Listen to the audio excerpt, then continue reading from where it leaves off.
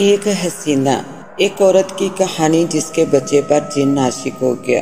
گرمیوں کی سخت گرم رات تھی، بارش وقفے وقفے سے ہو رہی تھی جس کی وجہ سے شدید حبس اور گھٹن کا عالم تھا۔ یہ کہانی پنجاب کے ایک گاؤں راجن پور سے وابستہ گاؤں کے مسجد کے پیشے امام عمر دین کی ہے۔ جب اس کے گھر صبح 4 بجے 4 بیٹوں پر بیٹی پیدا ہوئی تو پیدائش کے وقت گھر میں ایک عجیب سی گلاب کی خوشبو پھیلی ہوئی تھی۔ دائی اماں کے علاوہ ختیجہ اور اس کی سہیلی بھی حیران تھی کہ یہ کیسی مہک ہے۔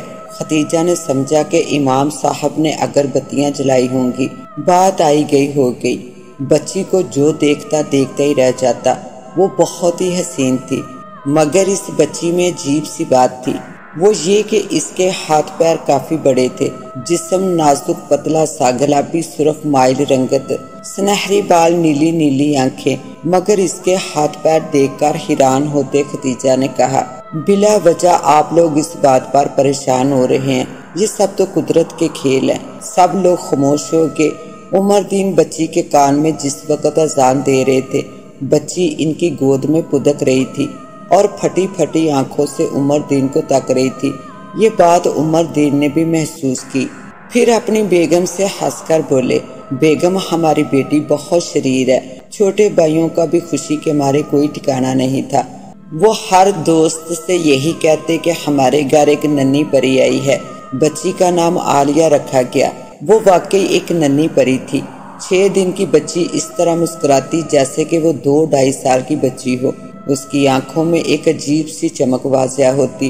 گاؤں کی بوڑھی خواتین یہ باتیں محسوس کرتے ہوئے ختیجہ سے پوچھتی کہ تم نے اسے کیا کھا کر پیدا کیا ہے؟ اس کے ہاتھ پیر اتنے بڑے ہیں۔ ماسی تسی فضول گلا مت کیا کرو، ختیجہ جواب میں کہتی، مگر جب بچی کو دودھ پلاتی تو وہ بے سود ہو جاتی۔ عالیہ کا پیٹ ہی نہیں بھرتا تھا، وہ اس طرح دودھ پیتی جیسے کئی دنوں کی بھوکی ہے۔ وہ گھبرا کر زبردستی اسے اپنے آپ سے الگ کرتی۔ کئی دفعہ اس نے امام صاحب سے کہا تو وہ ہنسنے لگے، جلی تیرا وہم ہے، اسے بھینس کا دودھ پلا، میں کل سے زیادہ لے کر آؤں گا۔ عالیہ جس طرح بڑی ہو رہی تھی اتنی ہی حسین ہوتی جا رہی تھی۔ اس کے بال سنہری اور بہت لمبے تھے۔ عمر دین ہر دفعہ اسے گنجا کر دیتا کہ شاید کالے رنگ میں نکل آئیں اور لمبائی میں کم ہوں، کیونکہ ختیجہ کے لیے انہیں سنبھالنا مشکل ہو جاتا، مگر ہر دفعہ وہ بڑھ جاتے۔ گاؤں کی لڑکیاں اس کے بالوں سے جلتی تھی۔ جیسے جیسے عالیہ بڑی ہو رہی تھی، عمر دین نے اسے نماز اور دینی تعلیم کی طرف متوجہ کرنا چاہا، مگر وہ نہ ہی نماز پڑھتی اور نہ ہی مدرسے جا کر قرآن۔ بھائی اپنے ساتھ لے کر جاتے، وہ رو پیٹ کر آ جاتی اور ہر وقت اٹھتی تتلی بنی رہتی، کبھی ادھر کبھی ادھر۔ گھر کے نزدیک ہی گلاب کا بہت بڑا باغ تھا۔ عالیہ موقع پاتے ہی وہاں پہنچ جاتی اور پھولوں سے باتیں کرتی۔ باغ کے مالی بھی اسے پھولوں سے باتیں کرتے ہوئے دیکھ کر حیران ہوتے، مگر وہ اسے عالیہ کا بچپنا سمجھ کر خاموش رہے، کیونکہ وہ امام دین کی بڑی عزت کرتے تھے۔ عمر دین بھی اس کی ان حرکتوں کو بچپنا سمجھتا، مگر ماں کو کبھی کبھی تشویش ہوتی کہ عالیہ میں کوئی نہ کوئی غیر معمولی بات ہے۔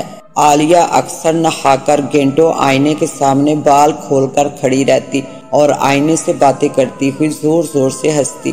اس کی ہنسی میں عجیب سی خنک ہوتی۔ ختیجہ کام چھوڑ کر اسے دیکھتی رہتی۔ وہ کچھ کہنے کے لیے منہ کھولتی، اسے ایسا لگتا زبان اس کا ساتھ نہیں دے رہی۔ عالیہ نے وقت سے پہلے جوانی کی دہلیز پر قدم رکھا تو گاؤں میں اس کے حسن کے چرچے ہونے لگے۔ ختیجہ اور عمر دین پریشان تھے، کیونکہ عالیہ نہ ہی دین کی طرف راغب تھی اور نہ ہی گھریلو کام کاج کرتی۔ بڑے بھائی نے سختی سے کام لینا چاہا تو وہ اور بھی ضدی بن گئی، کھانا پینا چھوڑ دیتی، سارا دن آئینے کے سامنے بناؤ سنگار کر کے کھڑی رہتی اور موقع ملتے ہی گلاب کے باغ میں پہنچ جاتی اور اس طرح ناچتی جیسے کوئی مورنی اپنی دنیا میں مگن اپنے پنکھ پھیلا کر ناچتی ہے۔ گندم کی کٹائی کا موسم تھا۔ عمر دین اور ختیجہ صبح سویرے نماز کے بعد گندم کی کٹائی کے لیے گئے ہوئے تھے۔ عالیہ بھی ناشتہ کر کے سیدھی گلاب کے باغیچے جا پہنچی۔ آج وہ پورے 16 سال کی ہو گئی تھی۔ اس کی جوانی جوبن پر تھی، جو دیکھتا وہ دیکھتے ہی رہ جاتا۔ آج اسے دیسی گلاب کے بادشاہ کی تلاش تھی جسے کل تک وہ کلی کی صورت میں دیکھ کر خوشی سے جھوم رہی تھی۔ آج وہ صبح صبح یہاں پہنچی تاکہ مالی اسے توڑ نہ لے۔ جب وہ اس پودے کے پاس پہنچی تو اس نے دیکھا کہ شاخ پر وہ پھول نہیں ہے۔ یہ دیکھ کر وہ پاگلوں کی طرح پورے باغ میں دوڑنے لگی کہ شاید وہ اس گلاب کا پودا بھول رہی ہے، مگر تمام پودوں میں صرف کلیاں تھی، پھول کوئی بھی نہ تھا۔ اس پر ہذیانی کیفیت طاری ہو گئی۔ پھر اچانک اس کا چہرہ بھیانک ہو گیا، اس کے منہ سے کف بہنے لگا، زبان حلق سے باہر آ گئی، وہ بری طرح کانپ رہی تھی۔ اتنے میں مالی کا گزر ہوا، وہ عالیہ کو روتا ہوا دیکھ کر رک گیا۔ مالی بابا، گلاب کے پھول کہاں ہیں؟ وہ مالی کو دور سے ہی دیکھ کر چلائی۔ بیٹا، آج کسی کی شادی تھی اس لیے صبح مالک نے منگوا لیے۔ یہ کہتے ہوئے مالی بابا اس کے قریب آیا۔ پتر، 2-4 دن میں پھر کھل جائیں گے۔ نہیں بابا، وہ جو سب سے بڑا گلاب کا پھول تھا جو پھولوں کا بادشاہ کہلاتا، وہ کبھی کبھی آتا ہے، مجھے بس وہی چاہیے۔ یہ کہتے ہوئے اس کی آواز بدل سی گئی اور وہ زور سے رونے لگی۔ مالی بابا نے جب قریب سے اس کو دیکھا تو سناٹے میں رہ گیا، کیونکہ عالیہ وہ حسین عالیہ نہیں تھی۔ اس کی بھیانک شکل دیکھ کر وہ لرزتا ہوا باڑے کی طرف بھاگا جہاں اور مالی کلیاں صاف کر رہے تھے۔ کیا ہوا؟ وہ عالیہ مزید آگے کہتے ہوئے زبان اس کا ساتھ نہیں دے رہی تھی۔ تمام لوگ اس جگہ کی طرف بھاگے، دیکھا تو عالیہ بے ہوش پڑی ہوئی تھی اور اس کی زبان منہ سے باہر نکلی ہوئی تھی، ہاتھ پیر مڑ چکے تھے۔ امام صاحب کو لوگ کھیت سے بلا کر لائے۔ وہ عالیہ کو اس حالت میں دیکھ کر بہت پریشان ہوئے اور کہنے لگے، یہ میری بیٹی نہیں، یہ میری عالیہ نہیں تو یہ کون ہے؟ بڑی مشکل سے ان دونوں کو گھر لایا گیا۔ ختیجہ نے جب ان کو اس حالت میں دیکھا تو وہ بھی رونے لگی۔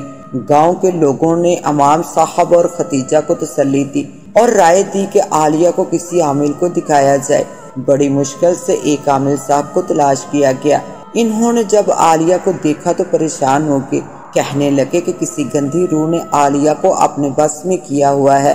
اس سے نجات دلوانے کے لیے مجھے 3 دن کا چیلا کاٹنا پڑے گا۔ جمعرات جمعہ ہفتے میں چیلا کاٹوں گا۔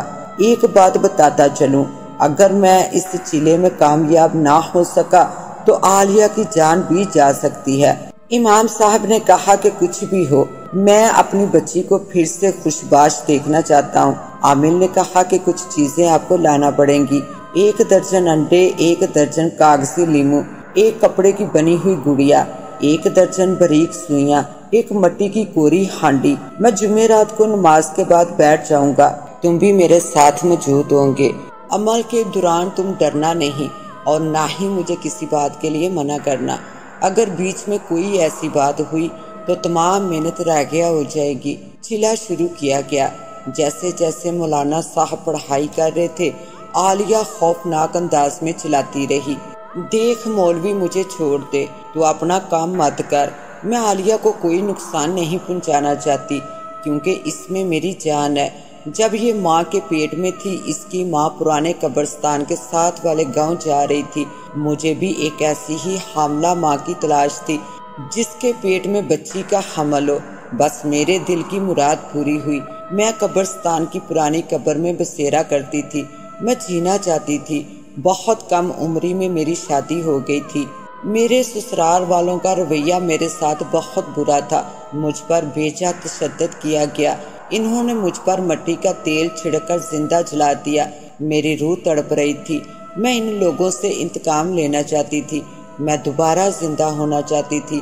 اس لیے میں عالیہ کی ماں کی کوکھ میں اتر گئی اور اپنے جوان ہونے کا انتظار کرنے لگی، اور جب میں عالیہ کے شریر پر اپنا قبضہ ساری عمر کے لیے کرتی، وہ لمحہ مجھ سے چھن گیا۔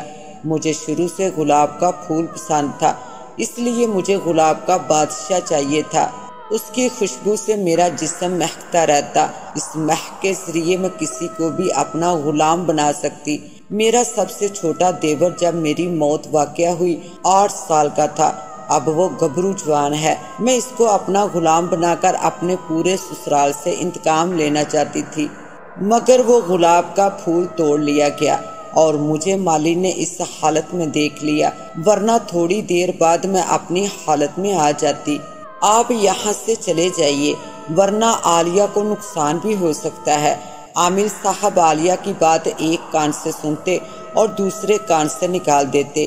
جیسے جیسے وہ پڑھائی کر رہے تھے وہ بدرو چیخ رہی تھی۔ آج چلے کا آخری دن تھا۔ آج عالیہ بہت ہی اذیت میں تھی۔ وہ رو رہی تھی، مجھے چھوڑ دو، مجھے جینے دو۔ اگر میں عالیہ سے جدا ہو گئی تب بھی عالیہ اسی طرح بستر پر ایک مردے کی طرح زندگی گزارے گی۔ بس عمر دین سے یہ جملہ برداشت نہ ہوا اور پھوٹ پھوٹ کر رونے لگا۔ عالیہ کو جانے دو عامل صاحب، عالیہ کو مرنے دو۔ اگر یہ نہیں مری تو یہ پتہ نہیں کتنے لوگوں کو نقصان پہنچائے گی۔ اب جب کہ چیلا پورا ہونے والا تھا اس وقت عمر دین نے سب کچھ خاک میں ملا دیا۔ عامل صاحب چیلا چھوڑ کر اٹھ کر کھڑے ہو گئے۔ انہوں نے دیکھا عالیہ جھٹکے لے رہی ہے۔ کافی دیر تک اس کی کیفیت اسی طرح رہی اور پھر اس کی موت واقع ہو گئی۔ جس وقت اس کے جسم سے روح نکلی کمرے میں عجیب سی کافور اور گلاب کی مہک آنے لگی۔ عمر دین نے اپنا سینہ پیٹ لیا۔ میری بچی، میں تیرا مجرم ہوں، میں نہیں چاہتا تھا تو مردوں کی طرح زندگی گزارے۔ ماں نے اپنے بال نوچ لیے۔ آہوں اور سسکیوں سے عمر دین نے اسے خود لحد میں اتارا۔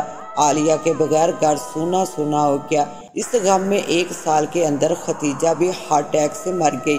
عمر دین اکیلا رہ گیا۔ بیٹوں نے اسے سنبھالا۔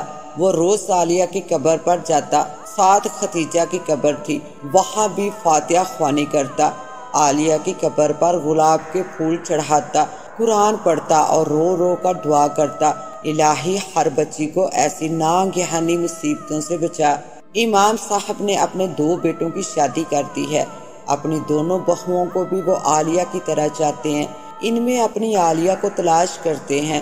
اس نیکی کے صدقے میں ان کے گھر پوتی نے جنم لیا۔ وہ بہت خوش ہیں۔ ان کی پوتی ماشاءاللہ بالکل صحت مند ہے۔ انہوں نے اپنی پوتی کا نام رحیلہ رکھا ہے، عالیہ سے ملتا جلتا۔